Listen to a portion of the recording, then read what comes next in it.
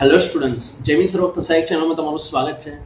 જીટીયુની અંદર ડિપ્લોમામાં એવા આપણા જે વિદ્યાર્થીઓ છે કે બેટા જો તમારે 5th સેમની અંદર રેગ્યુલર કે પછી રેમેડિયલની અંદર એક્ઝામ આપવાની હોય, તમે ટર્મ એક્સટેન્શનવાળા સ્ટુડન્ટ છો કે પછી યુએફએમ રિલેટેડ સ્ટુડન્ટ છો. સિમિલરલી તમારે જો 6th સેમની અંદર પણ તમે યુએફએમવાળા સ્ટુડન્ટ હોય, ટર્મ એક્સટેન્શનવાળા હોય કે પછી રેમેડિયલની એક્ઝામ આપવાના હોય તો બેટા તમારે એક્ઝામ ફોર્મ ભરવું મેન્ડેટરી છે.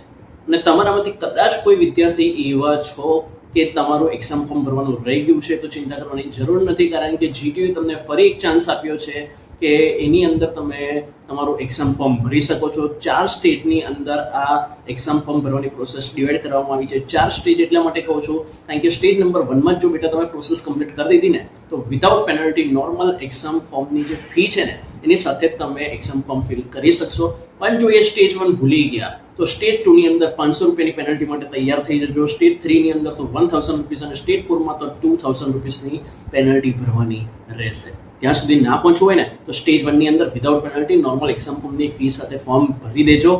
અને એનું જો સર્ક્યુલર, એની જે ડિટેલ ડેટ કે કઈ તારીખ સુધીમાં સર ભરવાનું છે, મારે તો ફોર્મ ભરવાનું રહી ગયું છે તો ક્યાં સુધીમાં ભરી શકો છો, ડિસ્ક્રિપ્શન બોક્સમાં બેટા તમારા માટે એક વોટ્સએપ ગ્રુપની લિંક શેર કરી છે અને એમાં ખાસ જોડાઈ જજો જો હજુ સુધી નથી જોડાયા તો.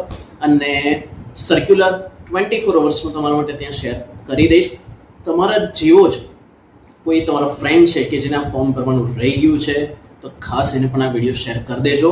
અને જલ્દી જ શોર્ટ ટાઈમની અંદર નવા વિડીયો સાથે, નવી કોઈ જીટીયુની ઇન્ફોર્મેશન સાથે તમને મળતો રહીશ. ત્યાં સુધી બાય બાય, ટેક કેર.